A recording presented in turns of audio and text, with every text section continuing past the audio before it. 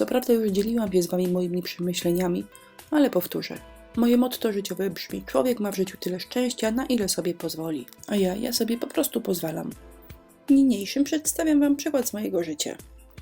Te zimowe domki powstały w lipcu. Za oknem była piękna pogoda, a ja z uporem lepszej sprawy majstrowałam ośnieżone dachy.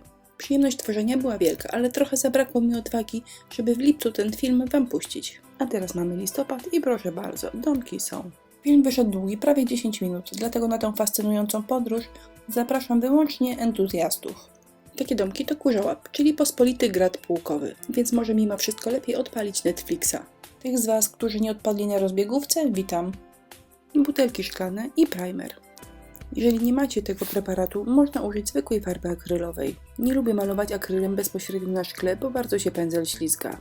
Więc dla własnej wygody pierwsza warstwa to primer, a druga akryl. A to jest przepiękny i chyba już zapomniany papier dekomanii. Przepiękne i bajkowe, wystarczy wyciąć, nakleić na butelkę i domek będzie prawie gotowy. Ale ten film nie będzie krótki, ponieważ praca daje mi przyjemność i nie zamierzam szybko skończyć. Drzwi i okna wydzieram, pasują zarówno na słoik, jak i na butelki. Przyklejanie papieru ryżowego to bajka, zawsze się udaje. Używam tego samego kleju co zawsze, czyli kleju z werniksem. Papier ryżowy jest super, ponieważ jego klejenie zawsze wychodzi. Polecam go osobom początkującym. Domki nie są trudne, nadają się dla osób początkujących, ale jest jedno ale. Żeby cieszyć się przyjemnością ich wykonania, trzeba w szufladzie mieć trochę różnych preparatów nazbieranych. Pod tym filmem zamieściłam listę produktów, które użyłam do tworzenia domków. No właśnie, i niestety nie jest to krótka lista. Ale w tym wypadku nie miało być ani szybko, ani tanio. Po prostu chciałam mieć dużą przyjemność z tworzenia tych ozdób.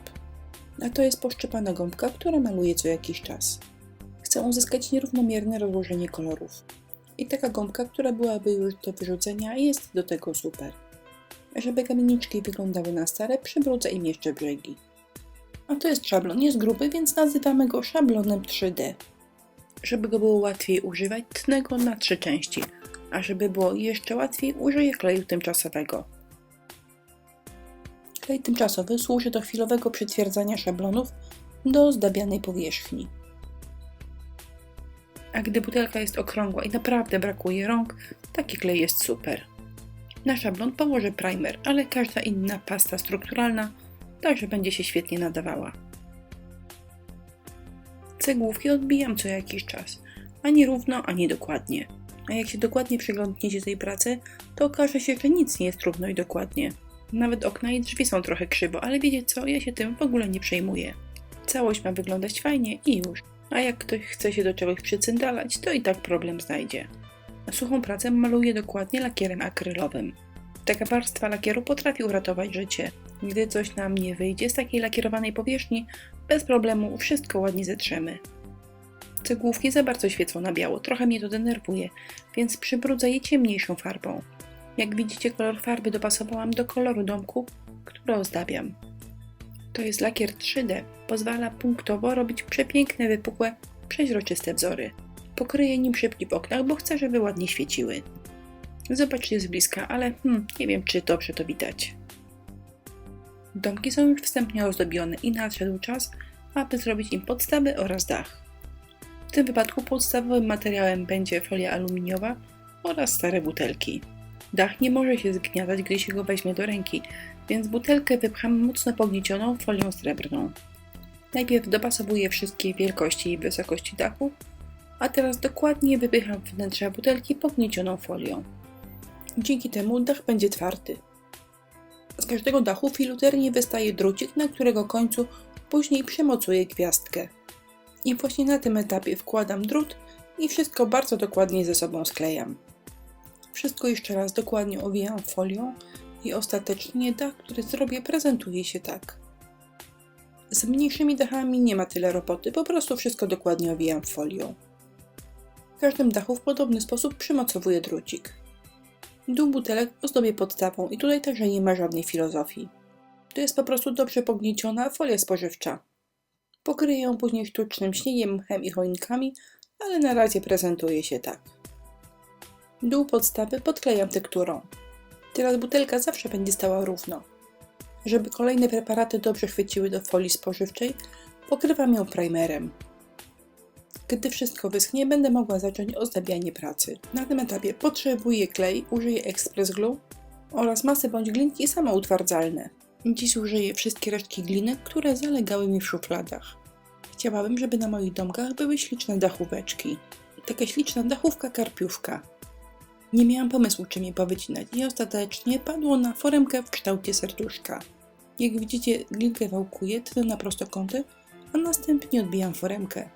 Dachówki nie są idealne, każda jest inna, ale ostatecznie okazało się, że wygląda to ok. Jak już wiecie, glinka nie przykleja się sama z siebie. Każdą dachówkę smaruję klejem i dopiero wtedy przyklejam. Ten dach zabrał mi mnóstwo czasu. Wycinanie, przyklejanie i kolorowanie to chyba 2 dni. I to było super, bo ja wcale nie chciałam tego zrobić w 5 minut. Gdy glinka wyschła, wzięłam się za malowanie, ale użyłam do tego kilku różnych kolorów farb. Czemu różnych? Żeby dach wyglądał na stary, a nie plastikowy. Stare dachówki też nie wyglądają idealnie i mają liczne przebarwienia. Rozwodniłam farbę i dach pomalowałam w plamy. Tak wygląda bez plam, a tak wyglądają dachówki, gdy dodałam im jeszcze kilka innych kolorów. Domki są 3. 2 dachy były czerwone, a 1 szary. To będzie dach ekskluzywny, taki mercedesik. Przeciągnę go lakierem z połyskiem, żeby dach wyglądał jak glazurowany. To był lakier o podwyższonym kryciu, więc już po pierwszym razie mój daszek zaczął wyglądać tak.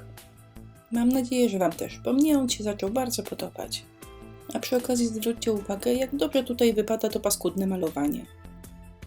Teraz czas na bajerowanie, czyli dodam różnego rodzaju pasty, dodatki i świecidełka. To jest najfajniejszy moment pracy. Po pierwsze daje dużo przyjemności, a po drugie, no wiecie, jak ktoś kiedyś zobaczy moje domki, to klękajcie narody, bo próżność w człowieku jednak siedzi.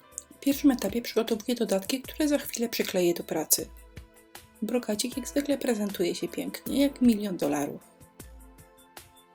A teraz jak zwykle 2 podstawowe elementy. Pasta śniegowa i Heavy Body Gel matowy. Pasta śniegowa, tak jak wskazuje jej nazwa, imituje śnieg. Nałożyłam ją na wszystkie te fragmenty, które w naturalnych warunkach zatrzymałyby śnieg. A Heavy Body Gel służy jako klej. Nie robię tego klejem na gorąco, ponieważ Heavy Body Gel daje możliwość jeszcze przesuwania pracy przez jakiś czas. A teraz przelecę szybko przez pozostałe bajery. Po pierwsze perełki w płynie. Wyciskam, robi się kropelka, zasycha i gotowe. Z bliska jak zwykle to wygląda jak $1 000 000, to już drugi milion. A to jest mech glicerynowany, biały oraz naturalny. Od lipca stoi mi na półce i wygląda świetnie. Dodałam jeszcze miniaturowe choineczki. A do pełni szczęścia jeszcze mi brakuje sopli. Długich, zamrożonych, wiszących filuternie z dachu. Do robienia sopli najlepszy jest klej na gorąco. Sople robię na papierze do pieczenia. Oczywiście można je robić bezpośrednio na dachu, ale w ten sposób wychodzą mi krzywo. Sopelki dolepiam, dużo sopelków, na bogato. A wisienką na torciku jest gwiazdeczka, którą na samym końcu dolepiam do drutów wychodzących z dachu. Koniec. Wydaje mi się, że to jest najdłuższy film, jaki nakręciłam do tej pory. A ostatecznie lipcowe zimowe domki prezentują się tak. Jeżeli coś opowiadałam niejasno, to listę artykułów użytych w filmie jak zwykle macie w jego opisie. A ja powolutku pokażę Wam, jak wyglądają te domki ze wszystkich stron. Postarałam się, aby z przodu i z tyłu wyglądały ok. Pierwszy raz w życiu używałam mchu glicerynowanego. Przykleiłam go w lipcu i od kilku miesięcy wygląda dokładnie tak samo. A ten domek z tyłu prezentuje się tak. A teraz dach z bliska, żebyście mogli porównać, czy fajniejszy jest czerwony, czy może szary. Zapewne takie domki można zrobić szybciej, prościej i taniej. Zajęły mi tydzień i to był bardzo fajnie spędzony czas. Jeżeli w życiu Wam się nie spieszy, naprawdę Wam się nie spieszy, to polecam. Dziękuję za uwagę, zapraszam do naszego sklepu i na inspirello.pl.